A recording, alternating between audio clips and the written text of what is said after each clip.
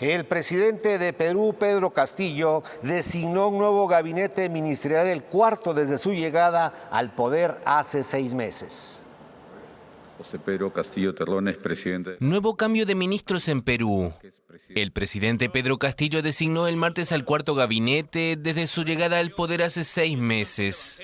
Al frente estará el abogado Aníbal Torres, en sustitución del cuestionado primer ministro Héctor Valer Pinto, que apenas duró 3 días en el cargo, luego de que medios locales publicaron que su esposa y su hija lo denunciaron en 2016 por presunta violencia familiar.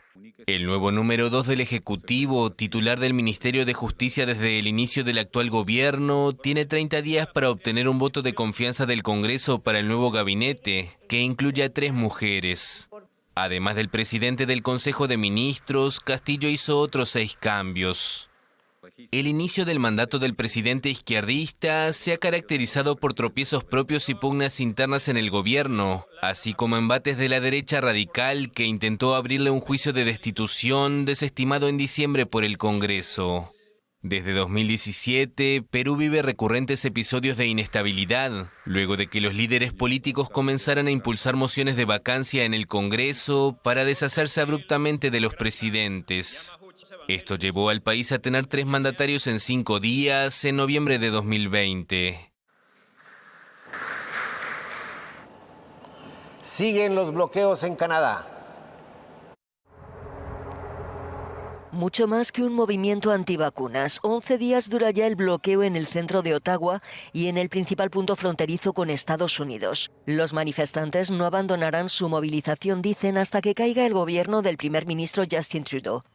El paso fronterizo se ha reabierto parcialmente, pero las autoridades canadienses siguen preocupadas por los efectos económicos. Los camiones deben desviarse 5 horas para cruzar la frontera. Las protestas amenazan el suministro de productos frescos, ganado, piezas de vehículos y otros bienes. En el centro de la capital canadiense, escenas apocalípticas. El movimiento Freedom Convoy surgió el mes pasado al exigirse a los camioneros estar vacunados contra la COVID-19 para cruzar la frontera y ha atraído a miembros de grupos homofóbicos y de extrema derecha. El primer ministro canadiense concentra gran parte de la ira de los manifestantes, pese a que son los gobiernos provinciales los que imponen las restricciones. En un tuit ha reconocido su derecho a protestar, pero no a bloquear la economía o la vida cotidiana de los ciudadanos. Las protestas antivacunas en Ottawa se han extendido a otras ciudades canadienses y están empezando a ser observadas con interés por grupos radicales en otros países. En Nueva Zelanda, un convoy de camiones y autocaravanas bloqueó las calles cerca del Parlamento en Wellington con mensajes como «Devolvednos nuestra libertad».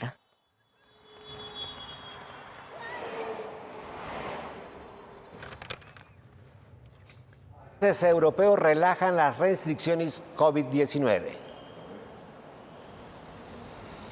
Media Europa ha empezado o está a las puertas de las vacaciones escolares de invierno, mientras muchas familias cansadas de la COVID-19 solo piensan en escapar de la rutina.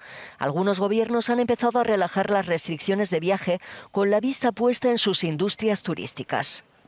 Los viajeros vacunados que visiten Portugal ya no necesitarán un test negativo para entrar, pero sí los no vacunados.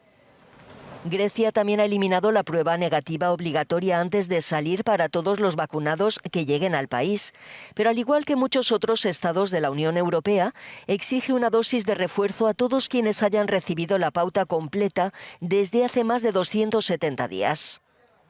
Y buenas noticias para los viajeros del Reino Unido que visitan Francia. El gobierno galo ha anunciado que pronto eliminará el test negativo obligatorio para los viajeros vacunados de fuera de la UE. Eso si las infecciones diarias siguen cayendo. En Italia, con la mejora de las cifras, se está relajando el uso obligatorio de mascarillas en los lugares públicos. Restricción que también se ha levantado parcialmente en España en exteriores, pero no en interiores. Recordarles que las mascarillas continuarán siendo obligatorias en el interior y también en los eventos organizados, aquellos que sean al aire libre, por ejemplo un concierto y estemos de pie, o que sean sentados y no se puedan garantizar estos eventos el 1,5 metros de distancia.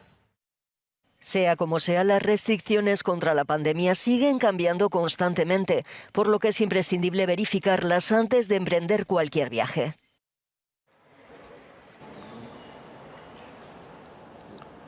El Papa emérito Benedicto XVI pide perdón por la violencia sexual contra niños cometidas por el clero.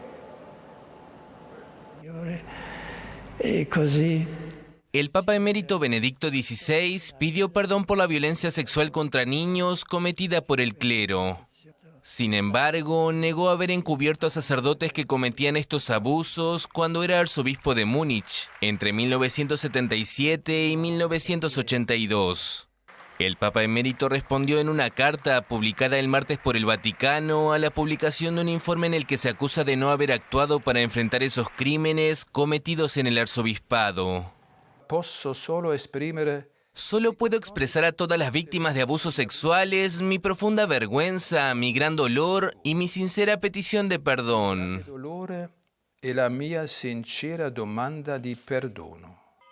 El informe publicado en Alemania sobre los abusos sexuales contra menores en el arzobispado de Múnich y Freising reprochaba al entonces cardenal Ratzinger que estaba informado de las agresiones cometidas por un sacerdote.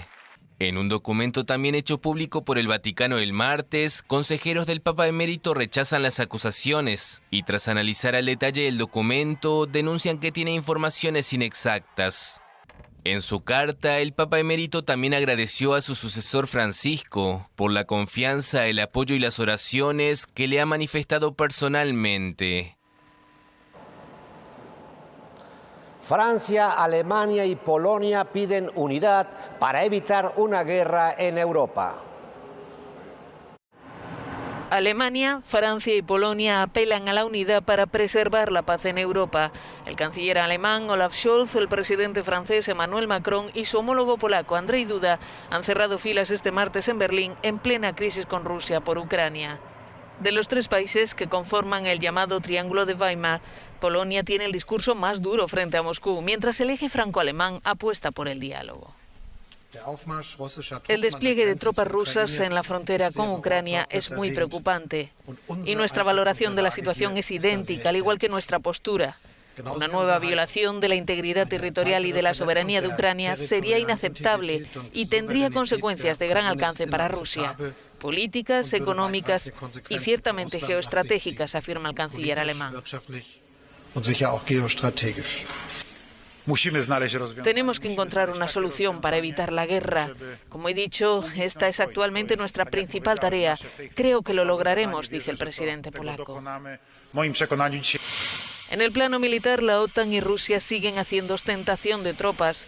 El ejército ruso realizó este martes maniobras aéreas con aviones de combate en la región de Krasnodar, cerca de Ucrania, y la flota del norte exhibió su potencial en el Atlántico. Sin embargo, la imagen que genera más inquietud es esta, la de los acorazados rusos dirigiéndose al Mar Negro para llevar a cabo unas maniobras militares a gran escala. Según Moscú, 3 ya han cruzado el estrecho de Dardanelos y otros 3 lo harán en las próximas horas. Hasta aquí la información nacional e internacional. Regreso micrófonos y cámaras al estudio central. Sonia y Belén, gracias. Gracias, José Luis Estrada. Nosotros hacemos una pausa. Regresamos, tenemos más.